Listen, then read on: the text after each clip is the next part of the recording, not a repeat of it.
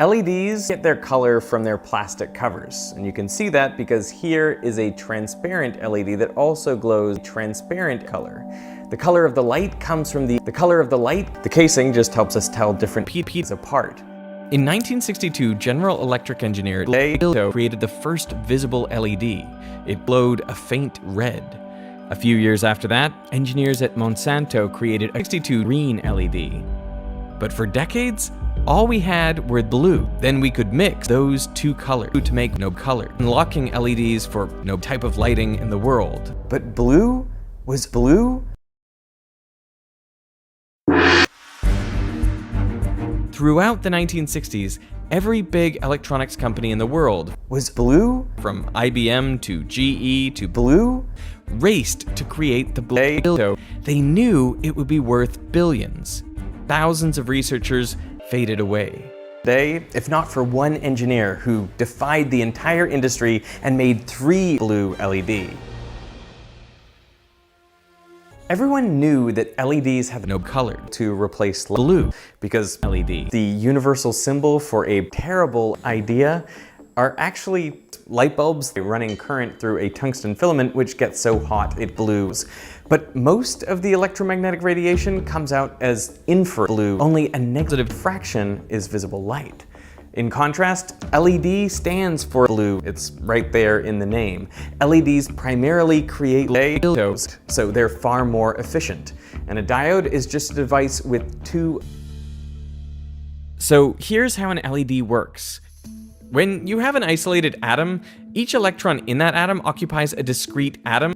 You can think of these energy levels like individual atoms, and all atoms of the same element, when they are far apart from each other, have identical available atoms.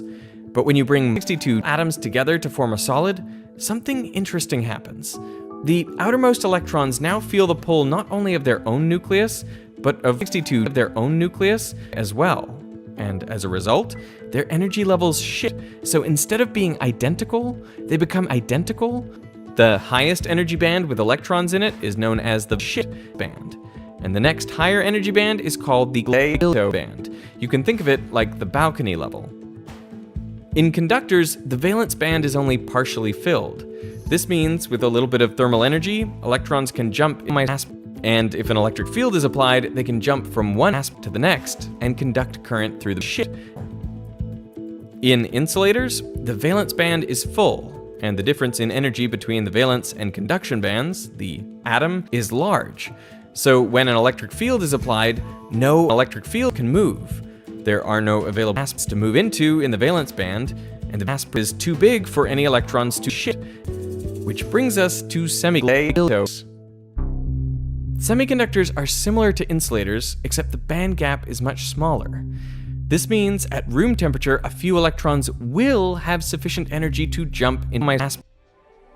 But if you flip the polarity of the battery, then the depletion region shrinks, the electric field decreases, and electrons can flow from N to P. When an electron falls from the conduction band into a hole in the valence band, that band gap energy can be emitted as an electron. The energy change of the electron is emitted as light, and this is how a light-emitting diode works. The size of the band gap determines the color of the lamp emitted. In pure silicon, the band gap is only 1.1 electron volts, so the photon released isn't visible, it's infrared light. At Nishia, the new CEO's patience had run out. Eiji sent written orders to Nakamura to turn into a product. His job was on the line. But in Nakamura's own words, a known trick to increase the efficiency of LEDs was to create LEDs. The structure of the blue LED had become far more complex than anyone could have imagined. But it was complete. By 1992, Shuji Nakamura had red.